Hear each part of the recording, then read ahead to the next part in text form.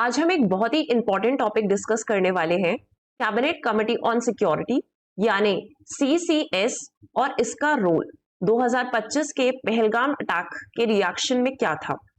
जैसा कि आप सभी ने अब तक काफी कुछ सुन लिया होगा, देख लिया होगा इस अटैक के बारे में कि कश्मीर के पहलगाम एरिया में कुछ दिन पहले एक टेरर अटैक हुआ था जिसमें कई लोगों की जानें गई और देश भर में काफी गुस्सा फैल गया। ऐसे वक्त पर देश की टॉप लेवल लीडरशिप को तुरंत रिएक्ट करना पड़ता है और यही काम करता है आपका कैबिनेट कमेटी ऑन सिक्योरिटी। तो आइए चलिए इसे समझते हैं कि सीसीएस क्या होता है, कैसे काम करता है, कौन से डिसीजंस ये लेता है।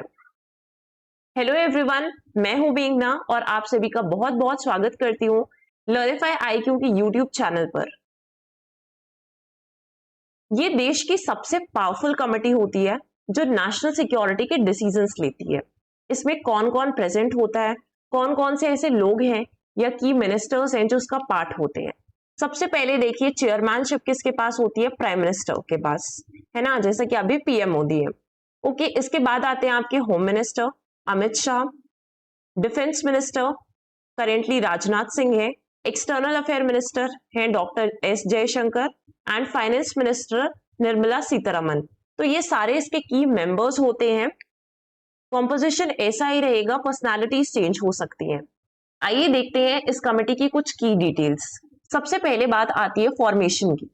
तो फॉर्मेशन की अगर हम बात करें so it is an extra constitutional body, मतलब हमारे इंडियन कॉन्स्टिट्यूशन में इसका जिक्र कभी भी नहीं किया गया था, लेकिन ये कब फॉर्म हुई, under the rules of business 1961 के अंडर में, जब इसकी जरूरत महसूस हुई। पर्पस की अगर हम बात करें तो इसका पर्पस क्या होता है या ये कमेटी जो है वो क्या काम करती है और कब एक्टिव होती है।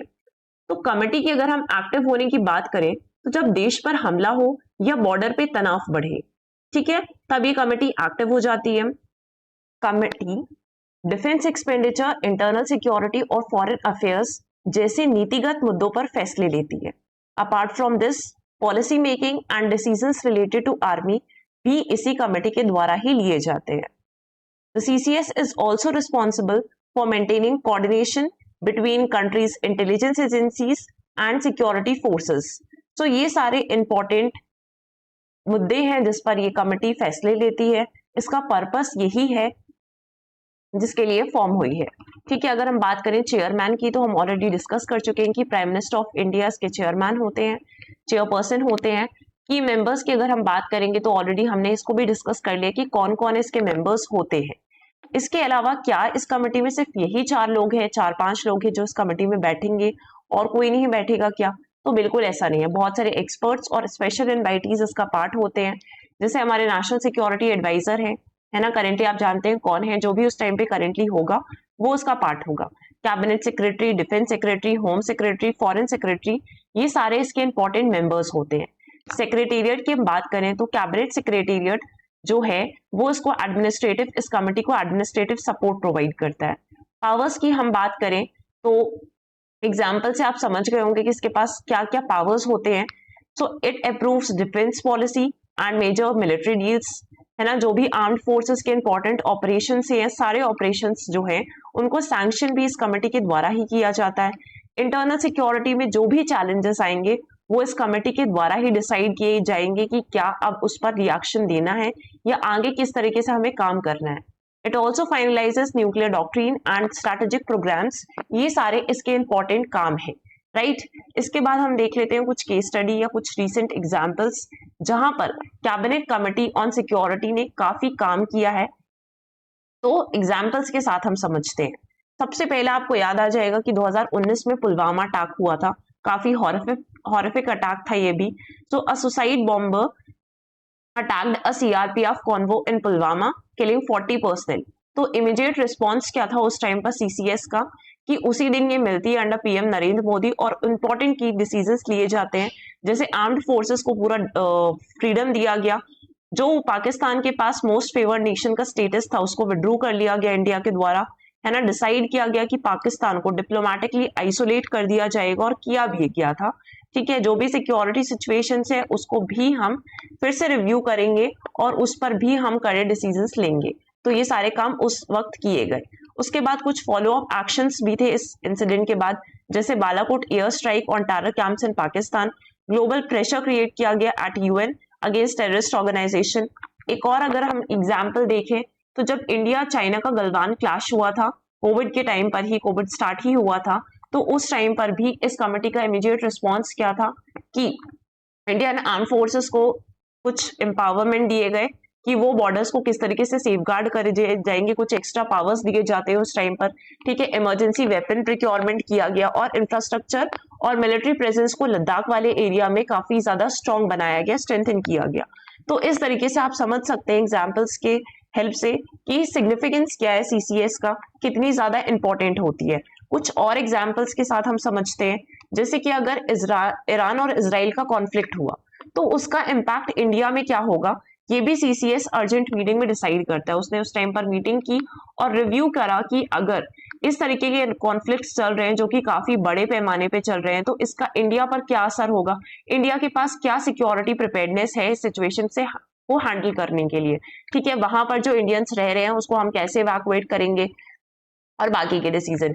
फिर रेड सी क्राइसिस हुए दिसंबर 2023 में हुए थे ये, उस टाइम पर भी इंडिया की मैरीटाइम सिक्योरिटी को डिस्कस करना था, कौन काम करेगा, obviously cabinet committee on security काम करेगी।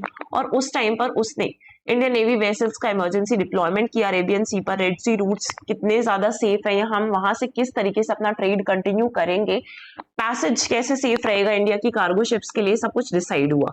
और भी आप एग्जाम्पल्स दे सकते हैं।